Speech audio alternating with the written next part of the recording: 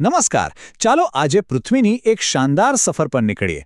આપણે જોઈશું કે આપણી ધરતી પર ક્યાંક ઊંચા પહાડો છે તો ક્યાંક દૂર દૂર સુધી ફેલાયેલા સપાટ મેદાનો. આ બધા અદ્ભુત આકારો વિશે આજે આપણે જાણીશું.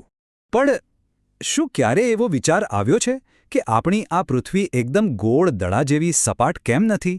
કેમ તેના પર આટલા બધા ઉતાર ચઢાવ છે? બસ આ જ સવાલથી આપણી આજની સફર શરૂ થાય છે. તો આ સફરમાં આપણે શું શું જોવાના છીએ?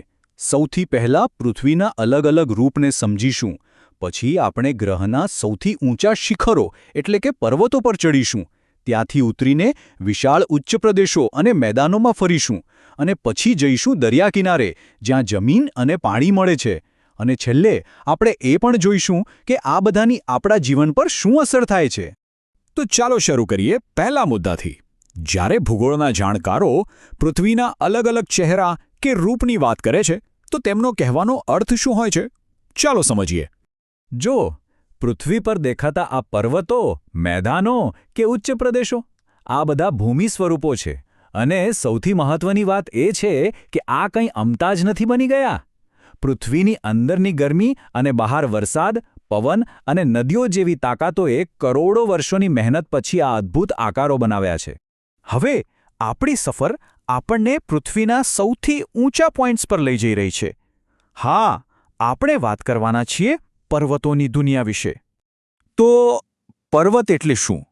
સામાન્ય રીતે કોઈપણ જમીનનો ભાગ જેની ઊંચાઈ દરિયાની સપાટીથી લગભગ 900 મીટર કે તેથી વધુ હોય અને જેનો ઉપરનો ભાગ શિખર જેવો અણીદાર હોય તેને આપણે પર્વત કહીએ છીએ. એની ઊંચાઈ અને એના સીધા ઢોળાવ જ એની ખરી ઓળખ છે. આ જુઓ, એકદમ એવો જ પર્વત જેનું ચિત્ર આપણા મનમાં તરત જ આવી જાય. ઊંચું શિખર, ઢોળાવવાળી બાજુઓ, આકાશમાં એકદમ અલગ જ સ્તરે આવે છે. પણ એક મિનિટ, શું બધા પર્વતો એક સરખા હોય છે? ના, બિલકુલ નહીં. તે કઈ રીતે બન્યા છે તેના આધારે મુખ્યત્વે 4 પ્રકારના પર્વતો હોય છે: ગેડ પર્વત, ખંડ પર્વત, જ્વાળામુખી પર્વત અને અવશિષ્ટ પર્વત. અહીંયા બહુ જ રસપ્રદ વાત છે. જુઓ, ગેડ પર્વત ત્યારે બને છે જ્યારે પૃથ્વીની 2 પ્લેટ એકબીજા સાથે ટકરાય અને જમીન કોઈ ગાલીચાની જેમ વળી જાય. જ્યારે ખંડ પર્વતમાં શું થાય? જમીનનો મોટો ટુકડો તિરાડોની વચ્ચે નીચે ધસી જાય છે અને આજુબાજુનો ભાગ ઊંચો રહી જાય છે. હવે બીજા 2 પ્રકાર જોઈએ. જ્વાળામુખી પર્વત તો નામ પરથી જ ખબર પડી જાય. એ પૃથ્વીના પેટાળમાંથી નીકળતા લાવા અને રાખના થર જામવાથી બને છે. અને અવશિષ્ટ પર્વત એટલે હજારો લાખો વર્ષોના પવન અને પાણીના ઘસારા પછી જે મજબૂત ખડકો બચી જાય એમાંથી બનેલો પર્વત. આનાથી આપણને ખ્યાલ આવશે કે આ પર્વતો કેટલા વિશાળ છે. દુનિયાની કેટલીક સૌથી જાણીતી પર્વતમાળાઓ અહીં છે, જેમ કે એશિયામાં આપણો હિમાલય, દક્ષિણ અમેરિકામાં એન્ડીઝ અને ભારતમાં સાતપુડા પર્વતમાળા પણ. ચાલો હવે પર્વતોના શિખરો પરથી નીચે ઉતરીએ અને પૃથ્વીના વિશાળ અને મોટા ભાગે સપાટ વિસ્તારો તરફ આગળ વધીએ, એટલે કે ઉચ્ચ પ્રદેશો અને મેદાનો તરફ. તો આ બંનેમાં ફરક શું છે? એકદમ સરળ છે. મુખ્ય ફરક ઊંચાઈનો છે.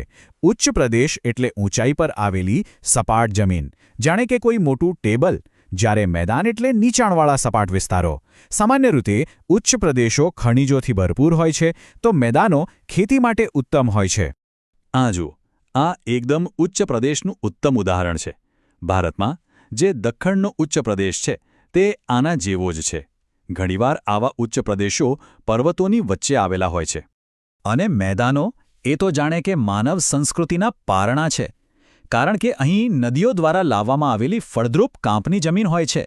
એટલે જ દુનિયાની મોટાભાગની વસ્તી આવા મેદાની વિસ્તારોમાં જ વસે છે, જેમ કે ભારતમાં ગંગા સિંધુના વિશાળ મેદાનો.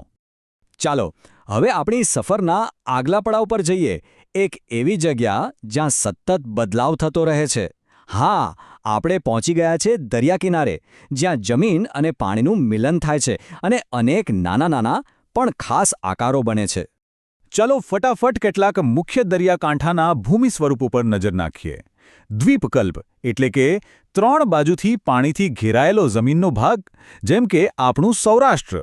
પછી છે અખાત, ટાપુ અને ભૂશીર, જેમ કે કન્યાકુમારી. અને સામુદ્રધુની જે 2 મોટા જળ વિસ્તારોને જોડે છે. તો આખી સફર કરી લીધી, પણ સવાલ એ છે કે આ પર્વતો, મેદાનો અને દરિયા કિનારા વિશે જાણવું આટલું જરૂરી કેમ છે? આ બધા આકારોની આપણા જીવન પર શું અસર થાય છે? ચાલો હવે એ સમજીએ. સાચું કહું તો ભૂમિ સ્વરૂપો આપણા જીવનની લગભગ દરેક બાબત નક્કી કરે છે. ક્યાં કેટલો વરસાદ પડશે, લોકો ક્યાં વસશે, શહેરો ક્યાં બનશે, આપણને ખનિજ અને ફળદ્રુપ જમીન ક્યાંથી મળશે, આ બધું જ જમીનના આ આકારો પર નિર્ભર કરે છે. અને આ સફરના અંતે એક વિચાર સાથે છૂટા પડીએ. ક્યારેક પોતાની આસપાસ નજર કરજો અને વિચારજો કે જે જગ્યાએ આપણે રહીએ છીએ એ કયા પ્રકારનું ભૂમિ સ્વરૂપ છે. શું એ પર્વતીય વિસ્તાર છે, ઉચ્ચ પ્રદેશ છે, મેદાન છે કે પછી દરિયા કિનારો? આ ભૂમિ સ્વરૂપો જ આપણા રોજિંદા જીવનને આકાર આપે છે.